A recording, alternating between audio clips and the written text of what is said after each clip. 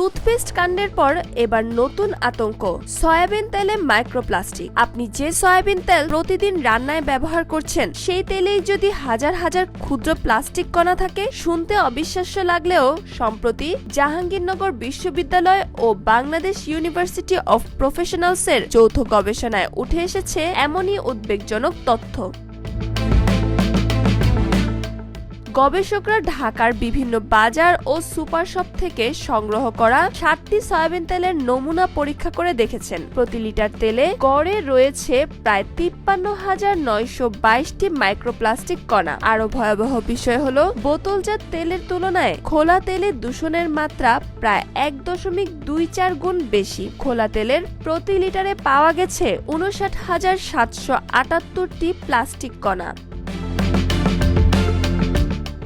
গবেষণায় প্রথমবারের মতো ভোজ্য তেলে পলিউরেথেন ও নাইলনের উপস্থিতিও শনাক্ত হয়েছে। বিশেষজ্ঞদের মতে এসব ক্ষুদ্র প্লাস্টিক কণা দীর্ঘমেয়াদে হরমোনের ভারসাম্য নষ্ট করতে পারে, শরীরে প্রদাহ সৃষ্টি করতে পারে, এমনকি কোষের ক্ষতিরও কারণ হতে পারে। খুব ছোট কণাগুলো রক্ত প্রবাহেও প্রবেশ করতে সক্ষম। গবেষকদের হিসাব বলছে একজন প্রাপ্তবয়স্ক মানুষ বছরে গড়ে 6,441টি এবং একটি শিশু প্রায় 28,180টি মাইক্রোপ্লাস্টিক কণা গ্রহণ করতে পারে। তাই বিশেষজ্ঞদের পরামর্শ, যতটা সম্ভব খোলা তেল এড়িয়ে মানসম্মত বোতলজাত তেল ব্যবহার করুন এবং খাদ্য নিরাপত্তা নিশ্চিত করতে প্রয়োজন কঠোর নজরদারি ও কার্যকর ব্যবস্থা।